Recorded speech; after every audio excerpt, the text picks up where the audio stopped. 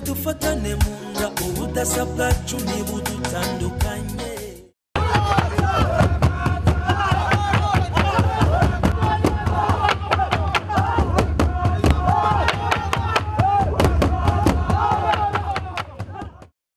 Ubushikiranganji bw'urwaruka inkino n'imico kama bufatanije n'ibiro vy'umukuru w'igihugu vyarateguye ihuriro ry'urwaruka ku civugo kivuga giti kuzirikana igihugu n'uruhara rw'urwaruka mu gutegura kubu kazoza keza no kugikunda. Ku munsi wa mbere niho bakira urwo rwaruka.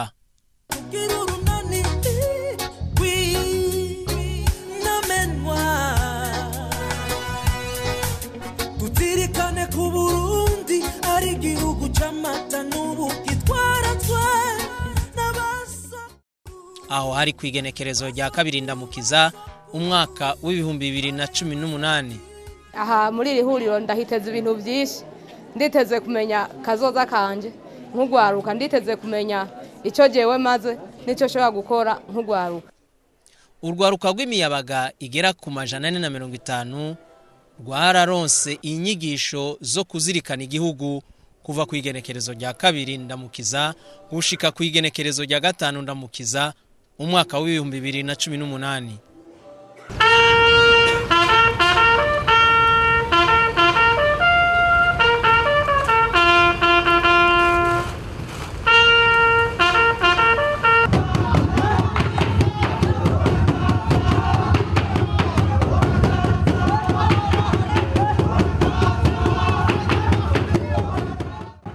Musi ugira kabiri aho ni kwigenekerezo rya gatatu ndamukiza niho ibirori nyamukuru vy'iryo huriro vyatangura icese.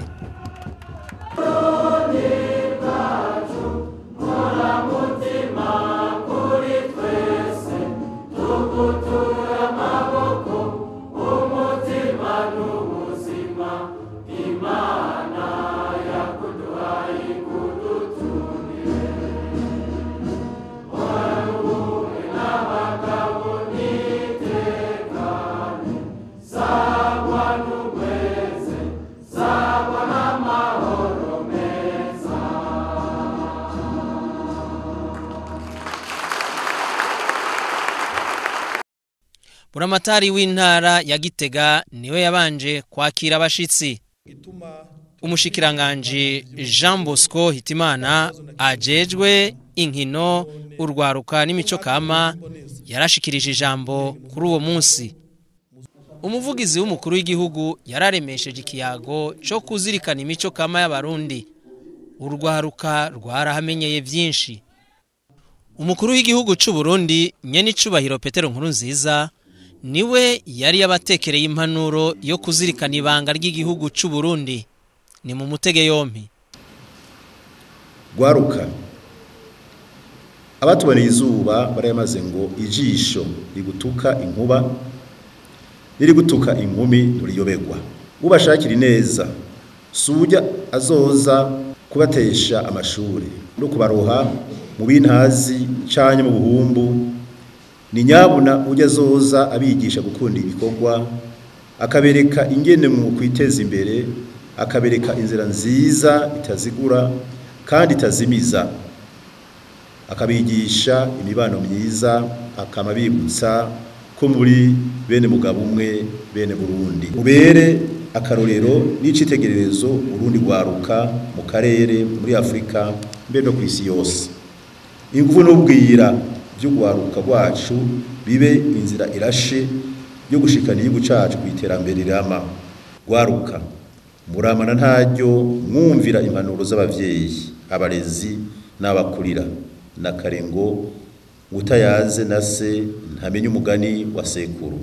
Vyongeye agashitsi ka kera kavumbi ku muriro. Nguja mw'ishamba utazi ugaca inkunu utazi, nayo ngo wambaye ikirezi namenya ko cera. Urwaruka rwarahatahuriye byinshi batari bazi. Akanyamuneza karabasya bari nk'abavukana.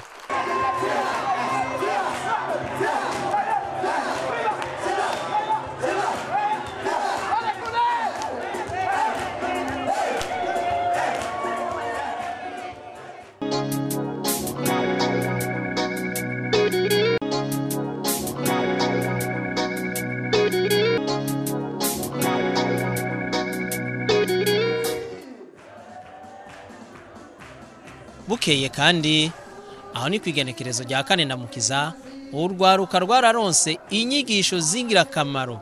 Claude Nimbeshaho umuhinga mu byo gukinjika nawe ati rwaruka dusanga Burundi buzira ubukene n'indwara zifatira ku gufungura nabi.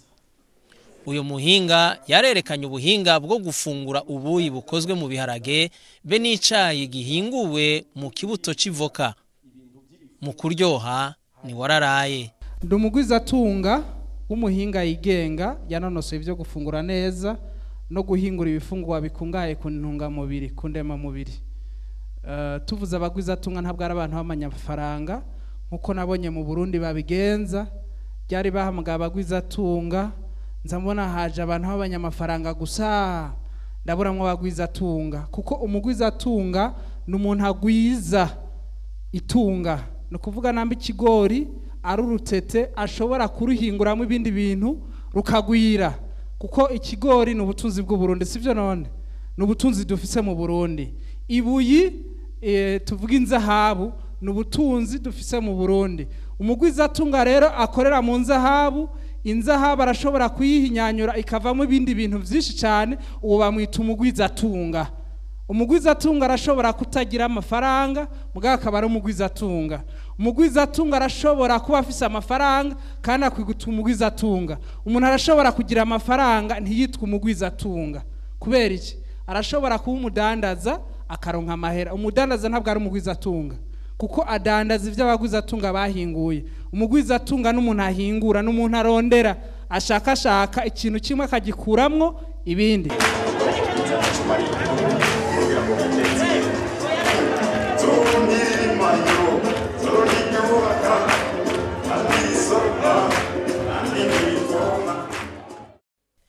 Siriro Sibomana yarerekanye uruhara rw'ugwaruka mu iterambere biciye mu makoperative.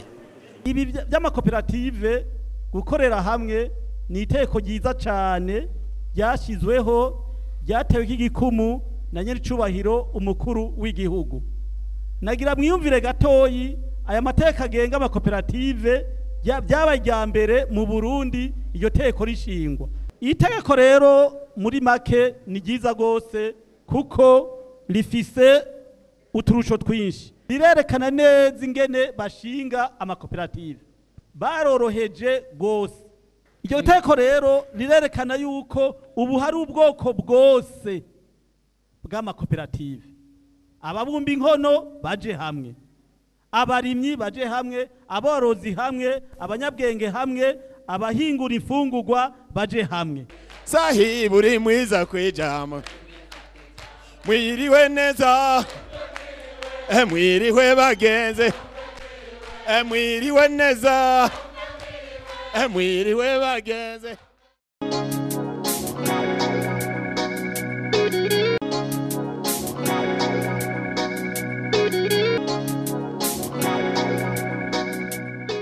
Terence Mbonabuca nawe yarabasiguriye ingendo n'inyifato y'umwene gihugu wese.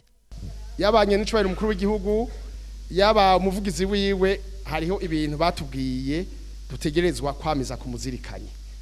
Ibintu bibiri nshobora kuvuga mereye ku mukuru w'igihugu yaratwigishije ibanga ry'igihugu.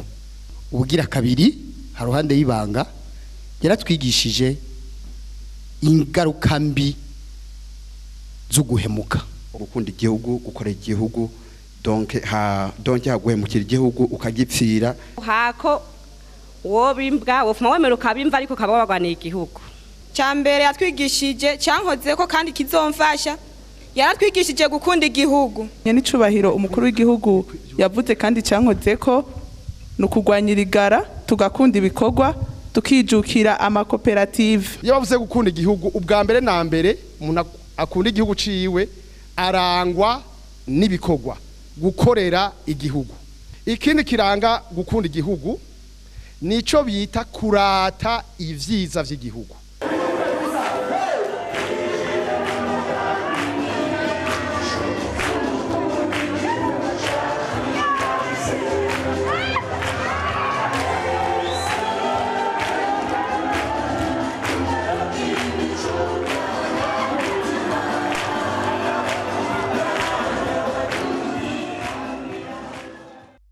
Ambasaderi Pierre Claver Ndayicariye yarashikirije ugwaruka integuro y'itora y'ibwirizwa shingiro rishasha aho ibikorwa bigeze. Muzogire umwimenyerezo murabe amasaha mumara kuri WhatsApp, muzosanga muteranije amasaha ari menshi cyane kandi ivyo mwakuyemwo ataco bimaze. Iri jambo mu Kirundi rivuga ko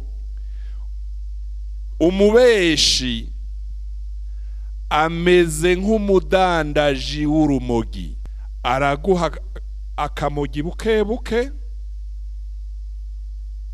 hanyuma umaze kugafata ku kamogi uca uba ikigugu. Wewe yakaguhaye akamogi yakugize ikigugu, hanyuma ico yashaka gushikako agaca agishikako.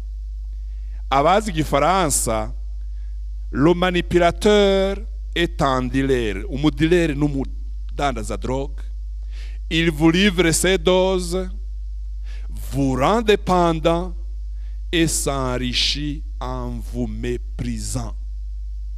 Urya muntu azoza kubwira ngo ntugende gutora, ntugende kwiyandikisha, azoba kwambuye ubwene gihugu, azoba kugaye. Genda wiyandikishe, genda utore. Gutora ushaka gutora ego, ushaka gutora oya, mugabo genda utore. Nubwa mbere tugira recensement y'amatora tugashikira imiliyoni 5 n'ibihumbi 8 n'amajana 240. Nubwa mbere harabaye ico bita mobilisation, guhimiriza, sensibilisation, guhimiriza, gushikaho abantu bitavye ari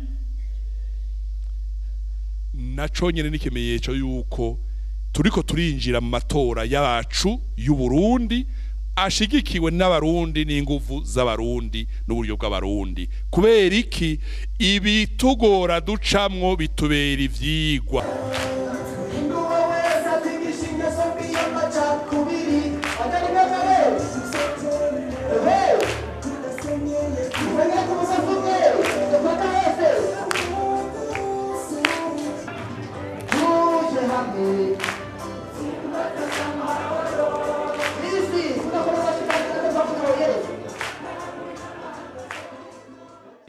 Ephraim Ndayizeye nawe yaraberetse ingene urwaruka rugiye hamwe rwo kubaka kazoza kabo afatiye ku karorero kukungene yari mu basubijwe mu buzima busanzwe, maze afata umugambi wo kwiteza imbere, none ubu afise ihinguriro ry'umutobe riteye imbere. Ibi nyene turima mu Burundi, apana ivyo twumva ngo hanze ngo barima.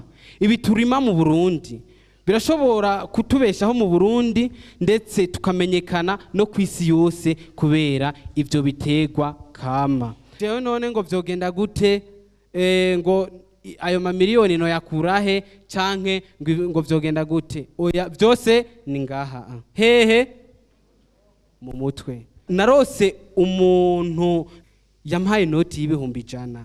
Rero ivyo bihumbi 100 byarambereyemo umutahe, byarambereyemo ibintu byose kugera naho ubu nshitse ku rugero rw'amamiliyoni 70. Ariko ndavye ntiwobimpa, kandi mfise imyaka mike cyane. Ariko n'imyaka mfise ndayikubwiye ntiwoyemera, kubera nihereza bya bitegwa kama, za ngaburo zirimo ibitegwa kama, za jus zirimo ibitegwa kama, bituma nguma ndi umujene. Nk'ubu je ndi mariye, murabibona mfise umwana umwe, ntimwobimpa. Abo twahwana bose bagira ngo ndacyari umusore, mfise imyaka 28. Urumva kari sawa. Woba nka jewe rero tukabandanya twese dufise imyaka nk'iyo twitejeje imbere nk'uko je niteje imbere, byo bari vyiza cyane.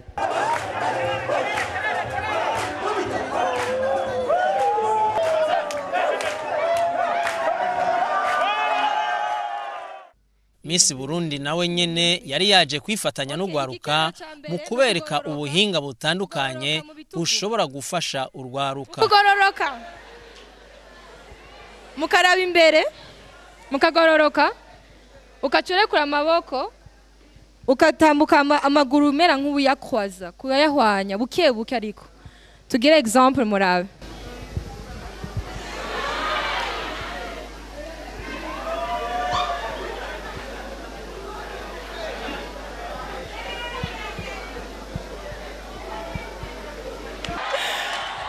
Upoze, poza gutya uraba hariya. Ya. Upoza, barabe utwenge. Baba we. Ya baba. Nk'urwaruka rero dukwiye kugerageza kumenya impano dufise ziri muri twebwe. Notre talent donc ikintu Imana yaduhaye gituma ntandukana na mugenzi wanje kugira ngo nshobore kwiha intumbero zo muri kazoza kugira nshobore gushika kure. Ndayiragije Sadi yaraserukiye urwaruka mu gushimira bateguye iryo huriro ry'urwaruka. Twagira dushimire bimwe bivuye ku mutima ubushikiranganje bw'urwaruka inkino n'imico kama hamwe n'ibiro byanye n'icubahiro umukuru w'igihugu cacu kuri iki gikorwa bama biyumviriye gutunganya uko umwaka utashe ikoraniro nk'iri rihuza urwaruka ruva mu mihingo yose. Turashimiye cyane nyenicubahiro umukuru w'igihugu yamana ntaryo ashira imbere ineza y'urwaruka, tukaba dushima iteka yaduteye mu kudushikiriza inyigisho nkoramutima. Turamwemereye icese ko impanuro yaduhaye tuzozigendera mu gukunda igihugu catwibarutse mu kugikorera ntituzokwigera tugihemukira. Turashimiye n'abandi bahinga bose baduteguriye ibiganiro bijanye n'ingene twogira inyifato ibereye ijanye n'imico y'abarundi, ingene twokunda igihugu tukagikorera, tukitorera indongozi, tukitunganiriza imigambi y'iterambere kugira twitegurire kazoza keza maze tube kirumara mu miryango yacu no mu gihugu catwibarutse. Tukaba tubemereye gushira mu ngiro ivyo twize no kurahurira ubu bwenge dukuye hano urundi rwaruka twaje duserukira, na cane cane gukunda igihugu cacu ariryo teka ntangere Imana yaduteye. Rwaruka turashoboye.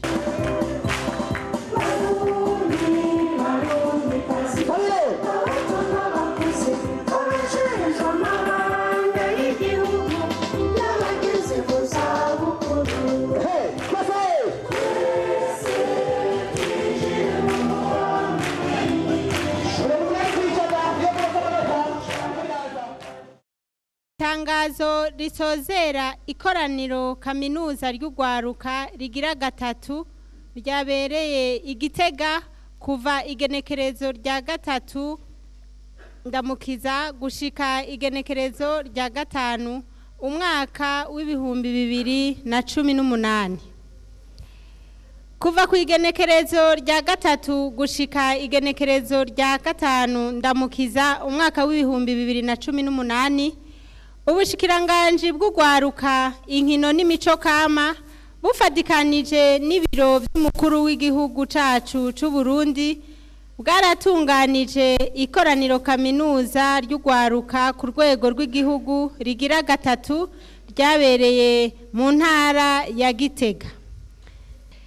Iryo koraniro rero ryarasavye ibi bikurikira: kuri leta y'u Burundi kubandanya gutunganya ibikorwa nk'ibi bihuza urwaruka, gushigikira urwaruka rwitavye ibi bikorwa, gushikiriza urundi rwaruka ubumenyi rwaharonkeye. Ku bavyeyi gukurikiranira hafi indero y'urwaruka na cane cane ifatiye ku mico kama y'u Burundi.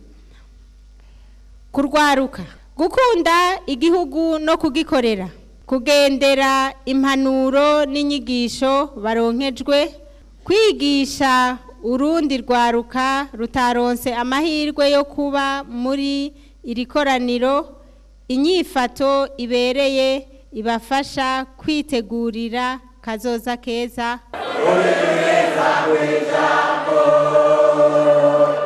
Ejo nimwatahuka mu mihana iwanyu muzojane uwo mutima wo kubana neza n'abandi mutaravye ibibatandukanya kanatsinda musangiye ugupfa no gukira.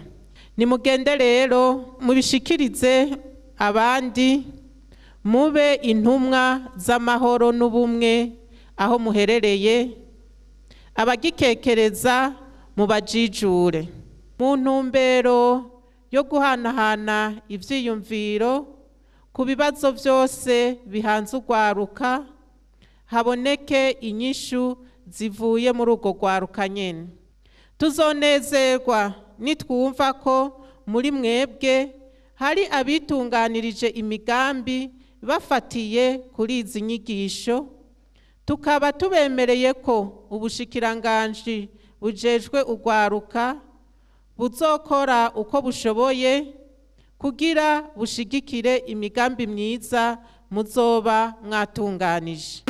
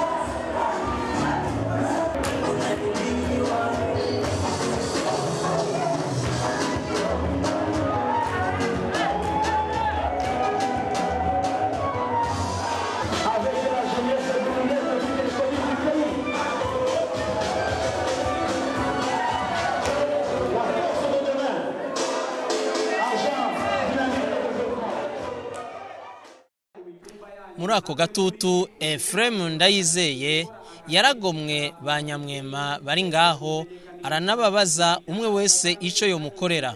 Mukashaka Deniza wo mu Kirundo yasavye kubandanya kwiga, aramwemerera yuko azomurihira amashure gushika heze. Subira mu ishuri, societe izokwemera ikurihire uburyo bwose uzosabwa kugira ngo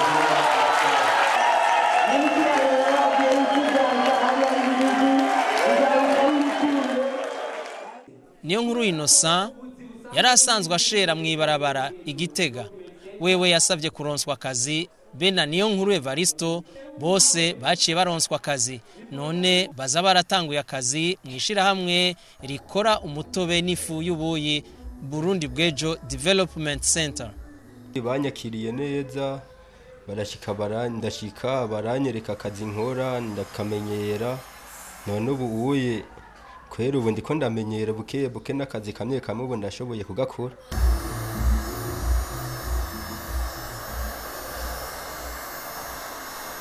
Twabakiriye neza cyane muri societe Burundi Bwejo Development Center, na cyane ko ari ihuriro ry'ugwaruka twese hamwe twubake kazoza kacu, kandi turabona ko uko bazogenda bamara iminsi akazi bazogakora nk'uko basanze abandi. Ngorane zozo ntizibuze kuko societe Burundi Bwejo Development Center irafise ikibazo cy'ukuntu rishobora kuzarishikana ibyo byahinguye hagati mu gihugu, na cyane ko hagati mu gihugu ariho bagura cyane, kandi n'ugwaruka rwinshi ruri kugira ngo dushobore kugwegera biratugora cyane gose. Kandi turafise n'ikibazo cyaho dukorera, turapanga ku kwezi kandi ni hato, mu gihe Burundi Bwejo iguma yiyongera ugwaruka ruguma rugwira, tuguma turwakira ngaha, ariko aho dukorera haracari ikibazo kuko turabona ko mu misi hazoba hato bivanye n'ukuntu tuzatungana n'ibikorwa ukuntu bigenda biriyongera.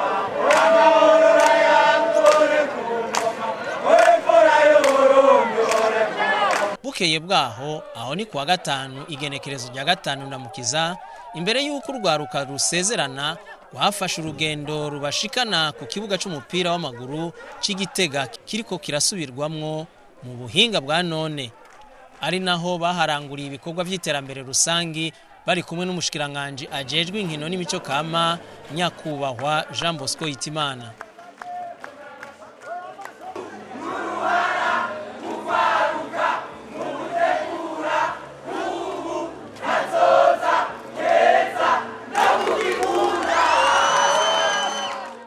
Buramatari w'intara ya Gitega yarabashimiye.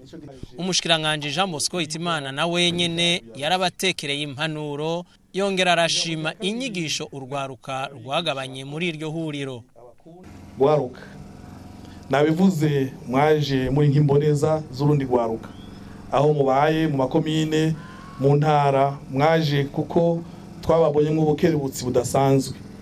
Indongozi zaho muherereye baratubwiye koko ko turungikiye urwaruka rw'akarorero twaravyiboneye nagira rero mufashe twikomera amashi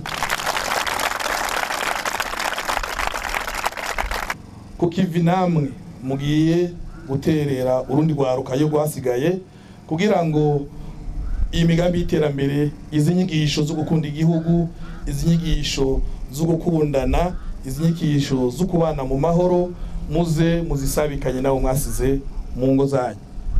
Tutarera maboko neza cyane nitwafatana munda neza cyane imbere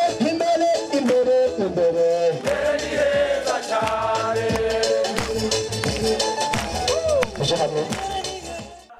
Urwaruka rwaratekerewe utuganuke bazokwama bibukira ko ihuriro ry'urwaruka rigira gatatu.